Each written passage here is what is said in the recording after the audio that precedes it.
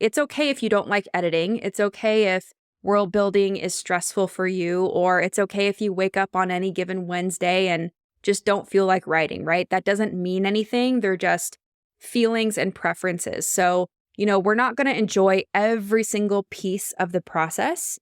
But if you feel the procrastination gremlin kind of starting to rear its ugly head, and you're like, oh gosh, I need to get things done, but I can feel this kind of resistance coming, sometimes it's really helpful to start your day with the task that you enjoy the most first. Welcome to the Fiction Writing Made Easy podcast. My name is Savannah Gilbo, and I'm here to help you write a story that works. I want to prove to you that writing a novel doesn't have to be overwhelming.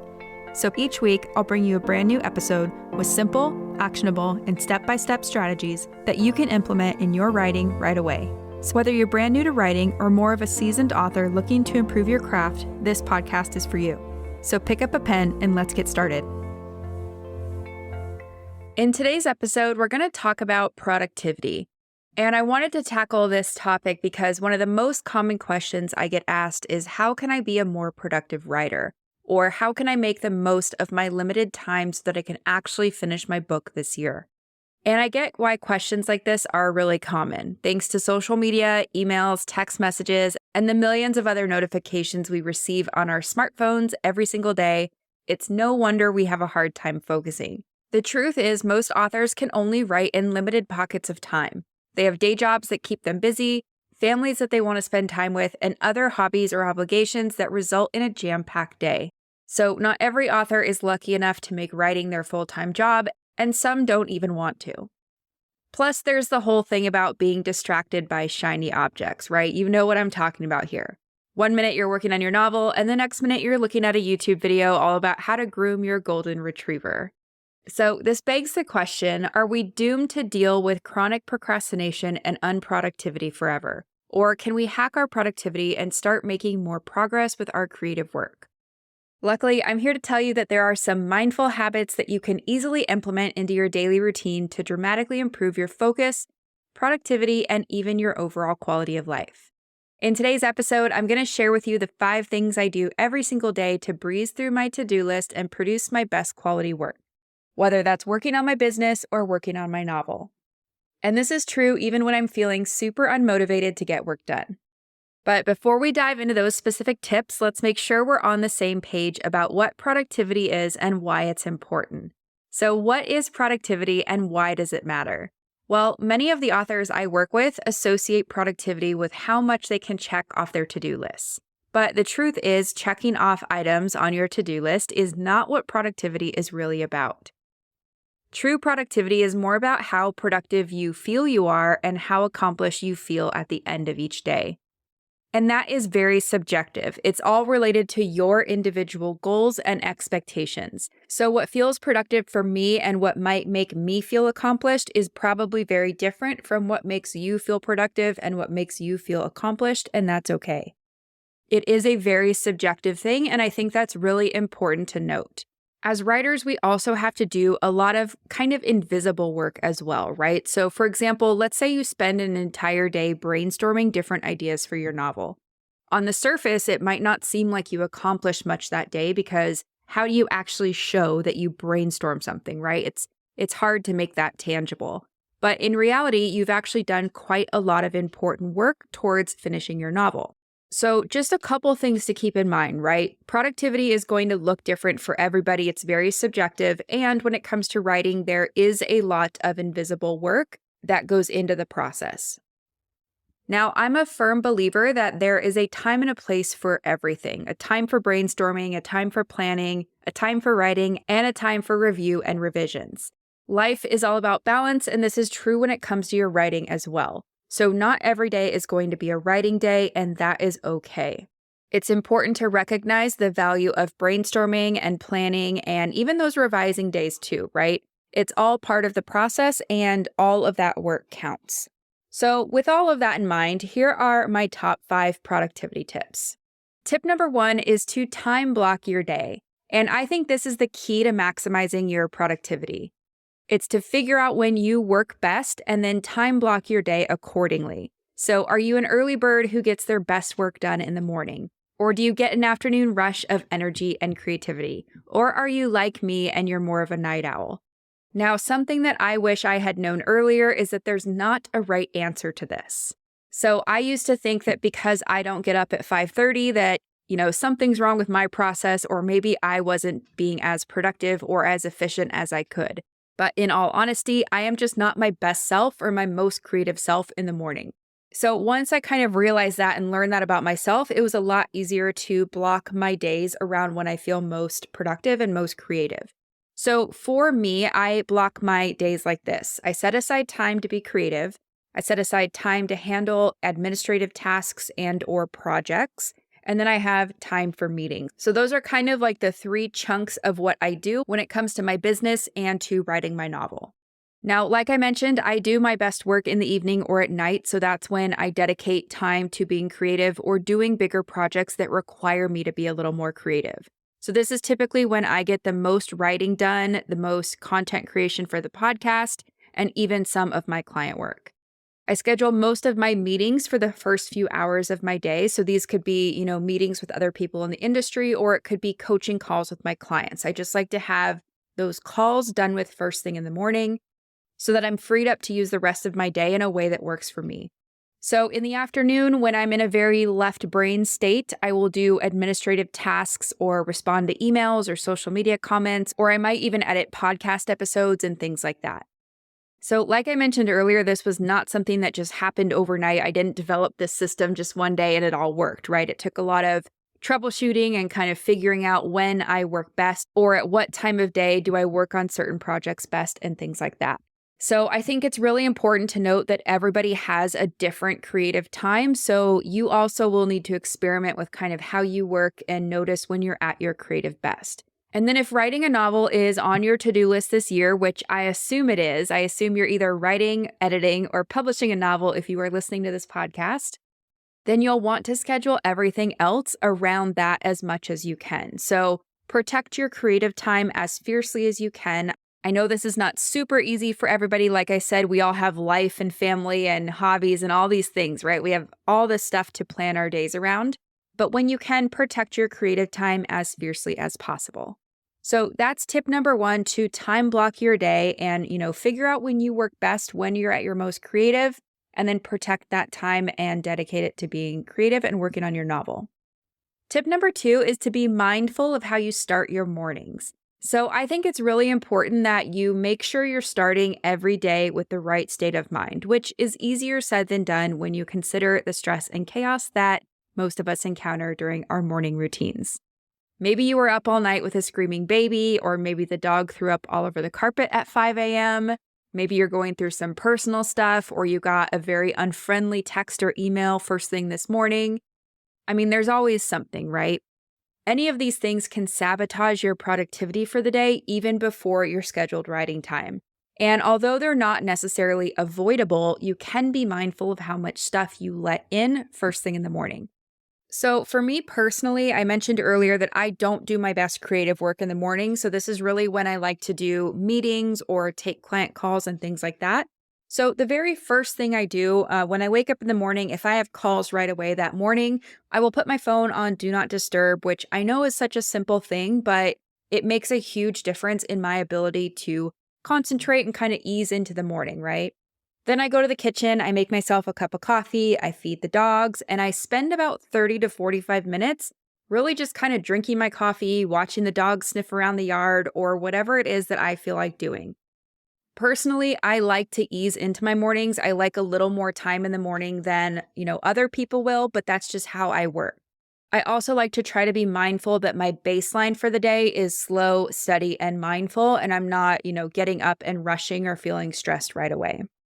Even if all you have is 5 minutes in the morning, I recommend taking the time to think about how you could give yourself an easier start to your day. Even if you're not able to sit down and write first thing in the morning, or if your creativity happens better at night, starting your day off on the right foot will have a ripple effect out through the rest of your day. So if you're like me and you're kind of a night owl, or you like to write in the afternoon or the evening, sometimes just the difference of kind of easing into your day and having a good morning that doesn't feel hectic or stressful, that it's like a row of dominoes, right? That, imagine you had a really stressful morning, And then by the time, I don't know, 3 o'clock, 6 o'clock, 9 o'clock rolls around, you might still be feeling the effects of the stress from that morning. So, I think this is just really important to think about, and it will make a difference in how you show up for your work and for your writing. So that's tip number 2, is to be mindful of how you're, going into your mornings. Try to ease into your morning if you can, and just think about kind of current habits and if any of them need some tweaking to give yourself a better foundation for the rest of the day. All right, tip number 3 is to prioritize your most important tasks. Now, many of the authors I work with spend too much time working on the wrong things. And what I mean by this is that they tackle the process of writing a book a little bit haphazardly just because they don't know any better. And no judgment, because I used to be in this camp too. Sometimes I would successfully carve out the time to work on my novel, but I would end up using that time to work on tasks that didn't really move the needle in terms of making progress and finishing my novel, but they did make me feel busy and productive. So for example, I would download a character questionnaire to get to know my protagonist. Or I would spend way too much time writing the opening of my first chapter because I knew how important that opening chapter was. Or I would spend a lot of time researching and kind of collecting information, putting it in the pretty binder or writing it in the pretty notebook with the pretty pens. Or I might even mess around with an outline and get super lost in the weeds and just, kind of not move that needle forward in terms of getting to the end. So fast forward months and months later, I still hadn't made any kind of significant progress on my novel, even though it felt like I was working so hard. So eventually I realized that there is a big difference between being busy or feeling busy and actually being productive. And in realizing that, I also realized I was spending time on things that actually weren't moving the needle in terms of helping me get to the end of my draft. Now, I know many of you listening can relate. Many of the writers I work with in my Notes to Novel course feel the exact same way or have similar stories. And I think the reason that we do this is because the things that actually do move the needle in terms of getting you to the end of your draft usually feel challenging and require us to do a lot of deep thinking. They're also the things that will absolutely ask us to move out of our comfort zones, and as humans, we don't like that very much, right? So the tip here, how to kind of combat this, is to map out your most important tasks. And this will help you prioritize what you actually need to get done on a daily, weekly, and monthly basis. And if you're thinking, well, I'm not even sure how to prioritize the tasks that go into writing a novel, then I would like for you to go download my Story Starter Kit. This is a free workbook that will walk you through the first 5 things to think about when it comes to writing a novel. So these questions are designed to help you flesh out the foundation of your story and really get to the meat of what your story is about. So if you are having trouble getting started or kind of prioritizing what's the most important, go to savannahgilbo.com/starter kit. That's one word, starter kit, and download my free story starter kit that will help you prioritize the most important questions to focus on when you're starting any new writing project. Okay, so for me personally, every Sunday, I like to look through my calendar and my overarching to-do list, and I kind of prioritize the most important tasks that I know I can realistically get done in the time that I have that week. And then I assign days and times to accomplish each task. So I just said something really important that I want to reiterate, and that's to prioritize the tasks that you can realistically get done in the time that you have that day or that week. Okay, so the key word is being realistic about what you can actually do. And this is one of those things that I see trip up a lot of writers. So they have this great goal of, let's say, writing 5 scenes per week or, 5,000 words per week, whatever that goal is. And then if someone were to ask them, okay, well, is that realistic? What does that look like in your schedule? They might realize that they actually don't even have time to write 1,000 words, but their goal is 5,000. And then they end up ending the week feeling super disappointed and questioning whether they can be a writer and feeling like a failure and all that stuff, right? So it's really important to consider the time that you can realistically dedicate towards something like writing your novel and, seeing where you can make tweaks if you don't feel like you have enough time set aside to do that. For me personally, I like to separate things that I need to do by the 1-3-5 rule. So that means I like to focus on one big task, like let's say editing a client's manuscript, or outlining Act 2 in my own story, or recording a podcast episode. I'm kind of mixing business with my writing here. Then I like to do 3 medium tasks. So that could be something like reviewing a client or a student's scene, or recording a podcast episode that I've already written out, or something like that. And then also 5 small tasks, which could be as simple as responding to an email that maybe has been sitting in my inbox for a while, or scheduling a call with somebody. If I was just working on writing my novel, this might look a little bit different, but hopefully you get the idea. The cool thing about this kind of system is there's no right answer for what equates a big task versus a medium task versus a small task. Some of the writers I work with might call writing a scene a medium task, while others would call that their one big task for the week. So again, there's no right answer. Just make sure you're being realistic with yourself and your schedule. Now, speaking of being realistic with yourself and your schedule, it's important to think about when you're the most naturally productive during the day. We kind of talked about this a little bit already, right? For example, if you're a morning person, you might start your day off with the big or most difficult tasks first, and then work your way through the medium tasks, ending the day with the small tasks. If you wait until later to do the hardest thing, your creativity and energy might be depleted, and it will be more difficult for you to focus on that task, and it will probably take longer as well. I know for a lot of people, that afternoon, evening, night time frame isn't going to be the most productive time, but like I said earlier, I'm more of a night owl, so I really don't do my best work in the morning. And because of that, like I said, I either like to have calls or meetings, or if I don't have those, I start with the smaller tasks and then I work up to the bigger ones. This helps me to ensure that my creativity and energy are at their peak when I need them most.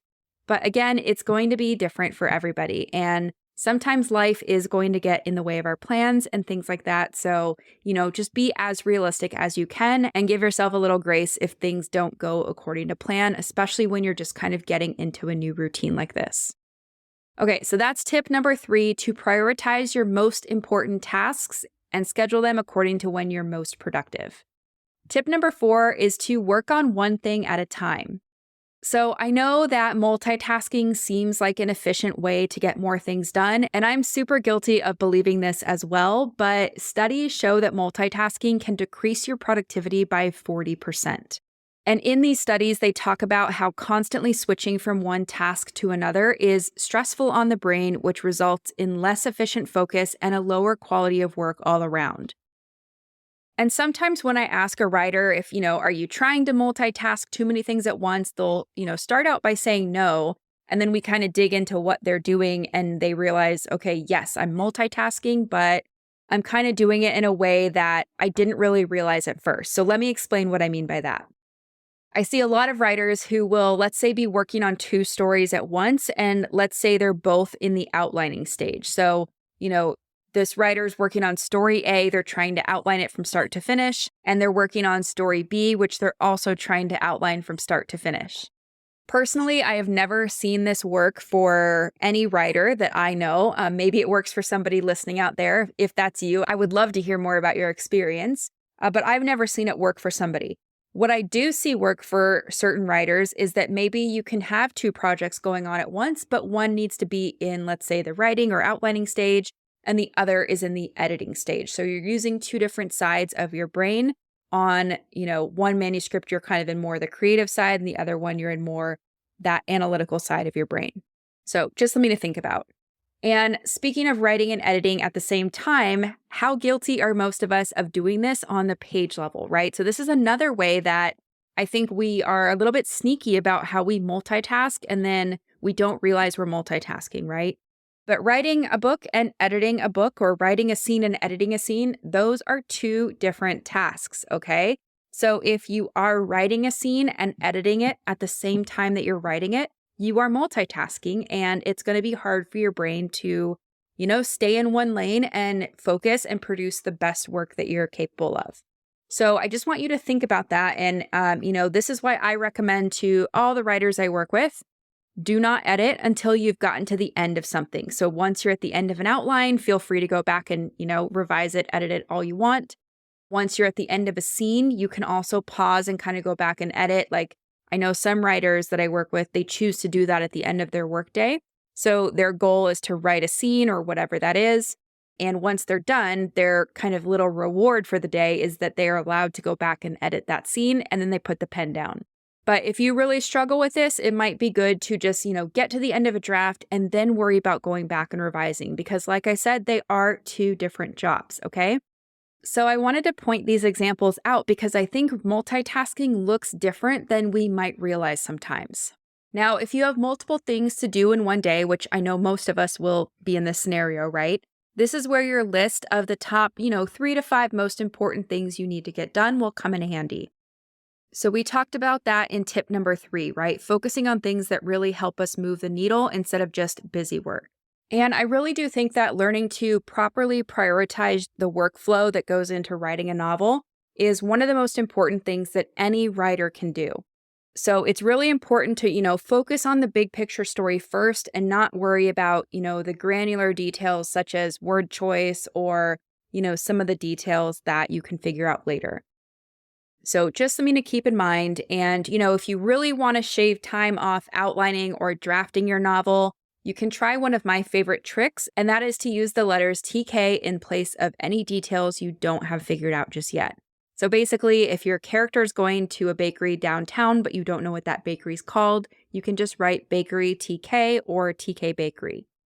And the reason I'm saying the letters T and K is because they don't naturally occur next to each other in any word in the English language. So when it comes time to go back and fill in those details or to edit and kind of flesh things out more, you can just do a search for the letters TK and you'll find all the instances of, where you need to go and add a little more detail or name things and figure things out like that. Another use case of something like this is, let's say your characters need to find a magical object, but you don't know all the details. You could just put something in your outline or your draft like magical object details TK. This little trick has been a total game changer for me, and I know a lot of my students love it as well. So, give it a try and see how it goes for you. The last thing I'll share within this tip is that it's okay to not enjoy every single part of the process of writing a novel. Sometimes I feel like as writers, we feel like we have to be in love with every single piece of the process, and that can totally be true, but some days we're just kind of not in love with anything, right? So it's okay if you don't like editing. It's okay if world building is stressful for you, or it's okay if you wake up on any given Wednesday and just don't feel like writing, right? That doesn't mean anything. They're just feelings and preferences. So, we're not going to enjoy every single piece of the process. But if you feel the procrastination gremlin kind of starting to rear its ugly head, and you're like, oh gosh, I need to get things done, but I can feel this kind of resistance coming, sometimes it's really helpful to start your day with the task that you enjoy the most first. I think this is a really good way to kickstart your engine and to start building that momentum that will help you get things done. So again, just something to keep in mind. And that is tip number 3, to work on one thing at a time and, make sure you're prioritizing the bigger things that you need to get done or the things that will move the needle, and then, work on one of those things at a time. Tip number 5 is to try the Pomodoro technique. So the Pomodoro technique is a time management method developed by Francesco Cirillo in the 1980s. It uses a timer to break down the total amount of time spent working into smaller intervals with breaks in between. So typically that's like 25 minutes of work with a 5-minute break in between each of those 25 minutes. And this technique works really well because it makes a big task feel less daunting. So for many writers, the thought of sitting down to write an entire scene or chapter can feel overwhelming. And when you're in this headspace, it's really easy to put off tasks for weeks and weeks, sometimes even months, right? But when you approach your project or your task from the mindset of, I just need to work on this for 25 minutes, it becomes a lot less overwhelming and you're way less likely to procrastinate. Because we can do anything for 25 minutes, right? It's not as scary as thinking you're going to sit down and write a whole chapter or write for 2 hours. But the important part of this is that you actually need to take the scheduled breaks. So yes, this means standing up, doing some stretches, leaving your desk, maybe grabbing a snack or some tea or whatever it is. It does not really mean checking emails or working on another writing project, or, doing something that's going to engage the same brain function that is required to write your book. You do need to give your brain and your body downtime to avoid burnout, and that's exactly what these breaks are designed to help you do. Now, of course, there are exceptions to this rule. Every writer knows the magical feeling of reaching that flow state with their work. And when you're in that flow state, the last thing you want to do is break it and risk losing it, right? So when this happens to me, like let's say my 25-minute timer goes off, but I'm in the middle of that flow state, I will keep working instead of taking a break, but then I will make sure to take a longer 15 to 30-minute break once I feel that flow state start to dissipate. So if you want to give the Pomodoro technique a try, you can set your own timer or use one of the many free Pomodoro timers online. You can just Google Pomodoro timer and that will help you get started. So that's tip number 5, to try the Pomodoro technique to break down a bigger chunk of work into smaller, less daunting pockets of time.